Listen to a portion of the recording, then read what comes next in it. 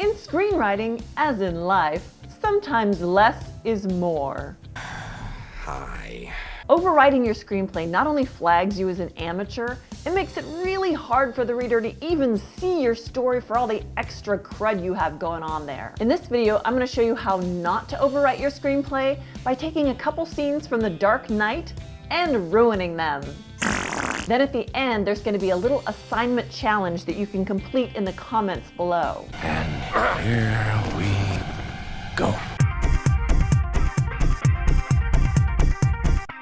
Here is the first scene that we are going to ruin. Man, we're gonna have to move him now. Now this is something you really have to understand why overwriting is such a problem. Yeah. Not only does it make your script hard to read and take longer to read, here is the script from the movie and here is my bad overwritten version. It's almost twice as long. You are not writing a recipe of how to shoot your movie. You don't want the reader to feel like they are on set watching your movie being shot.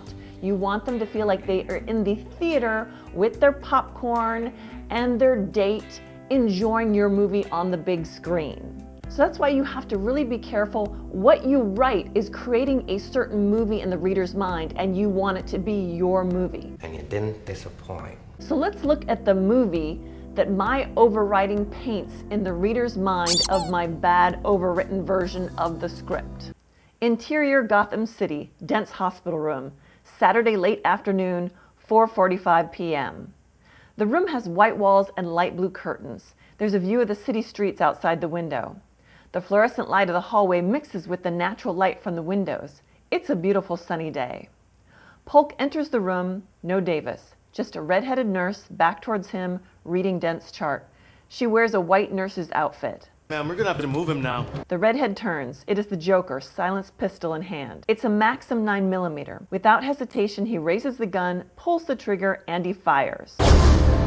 All right, so that was not the same thing as the movie. We had all kinds of jerky. And it was so boring. And that is the funky, messed up version of the movie that the reader is seeing when they read this overwritten version. You've changed things. First, check out the slug line. Instant red flag here. Your slug line should never be 2 lines long, way too much. Here we have Gotham City. You don't need the city unless you're doing many different cities, and so you have to keep them straight. You know that I'm telling the truth. So let's strike Gotham City. Dense hospital room, fine. Then we have Saturday late afternoon, 4:45 p.m. Strike that. There is no way the movie-going audience is going to know exactly what time of day it is unless you show them a clock. And it's not necessary to tell the story. We just need to know it's daytime. In the actual script, this is continuous from another scene. We had a little tiny scene in the hospital room, so we'll go ahead and have this the same as the script, and we'll just put continuous. Next thing, the room has white walls and light blue curtains. There's a view of the city streets outside the window. That is all true, and that was all in the shot, but did we need that to tell the story?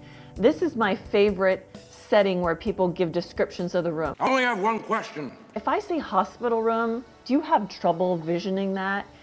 Do you not understand what a hospital room looks like? They're pretty standard. They're gonna be white and they're gonna have a bed. I mean, there's not too much variety. You don't need to give us so much set decor because what you are showing us in our mind, what your film looks like, is a bunch of shots of the set. Then the next part we have, the fluorescent light of the hallway mixes with the natural light from the windows. It's a beautiful sunny day.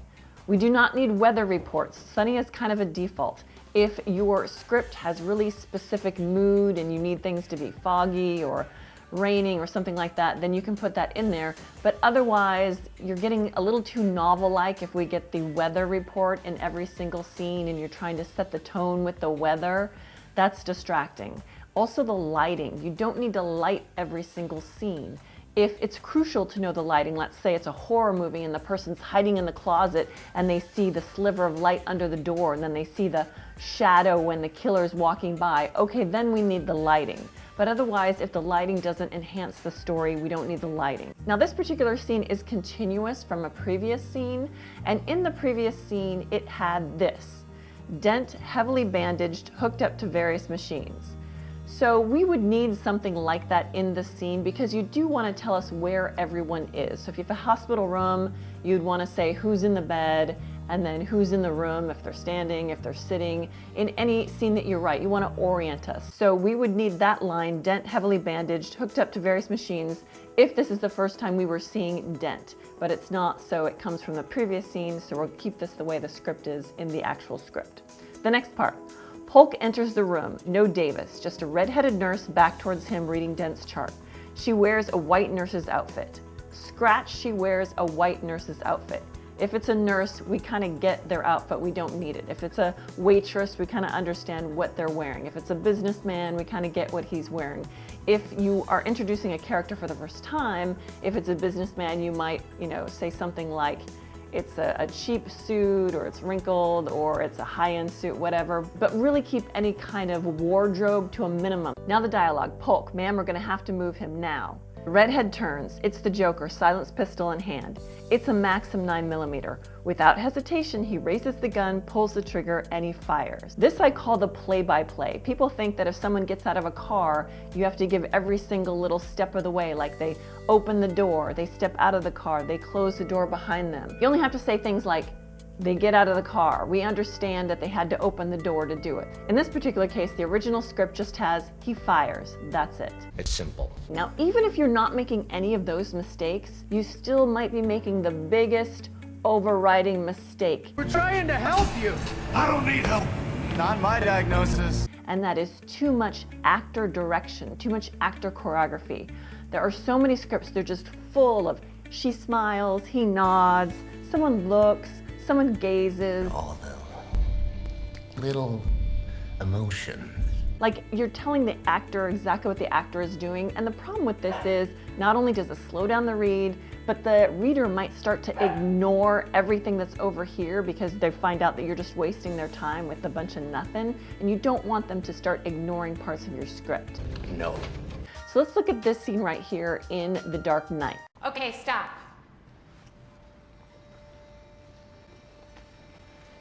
Well, hello, beautiful.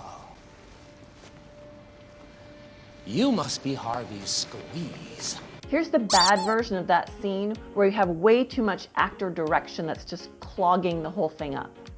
The Joker has his blade in the gentleman's mouth. Okay, stop. The Joker drops the gentleman, turns to Rachel. She steps forward from the crowd, glares at the Joker boldly. Well, hello, beautiful. The Joker moves towards her, pushing his hair back and licking his lips suggestively. She crosses her arms, not interested in his flattery. He points at her with his knife as he talks. You must be Harvey Squeeze. Now, even though everything I wrote in this script is what the actors actually did, she did step forward. She did cross her arms. He did push his hair back. He did point with the knife while he was talking. When I start to get too involved in the minutia of their every little move, we start to lose the point of the scene. And we're slowing down the read, which is slowing down the movie in the reader's mind. If there's certain actions that really enhance the meaning of the scene, It's about sending a message. or really show character, then put those in. But too much of that, and you're getting us lost in the mess, and we're not seeing the story. And we should understand from the line that you're giving your character how it should be said, like what the character would be doing. So if a character had a line like, I hate you, I never want to see you again, get out of my house, we would know that they were gesturing, that they were grimacing, that they might be pointing. You wouldn't have to indicate that. So if we want this to look like the original script, we would take out, she steps forward from the crowd, glares at the Joker boldly, strike that, take out the Joker moves towards her, pushing his hair back and licking his lips suggestively, take that, take out she crosses her arms, not interested in his flattery. We're gonna see that from what she says, we don't have to worry about that. It's gone. So the original script looks like this. The Joker has his blade in the gentleman's mouth. Rachel, stop. The Joker drops the gentleman, turns to Rachel. Joker, hello beautiful, you must be Harvey Squeeze. And that's it. So you might go through your story and strike any action lines that are in between dialogue if you can take them out and it still gives you the same meaning. And that's the point. You'll have to choose. If you've got an action line between almost every single line of dialogue, you've probably got a problem. Let the dialogue speak for itself, or it could point to a dialogue problem. If your dialogue isn't strong enough and you have to make up for it with a bunch of actions that the actors are doing, then that's a problem. But Your Honor, I'm not done. Now here is your assignment challenge. I like that. I want you to take this little snippet right here and give us a slug line and some description, some action to describe that we're seeing.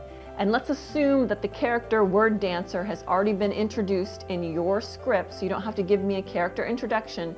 You just have to give us a slug line and a little bit of description that describes this. And I said you don't usually indicate lighting, but if you do, it has to be a story reason. You can go ahead and indicate my very unique lighting in the back, but if you do, I then want you to write afterwards why you included that, why that was crucial to telling the story properly. So that is your assignment, your challenge to do in the comments below.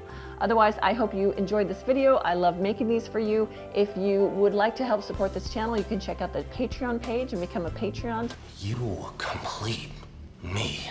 Otherwise, you know what to do. You need to like and subscribe, and I will talk to you later. Bye.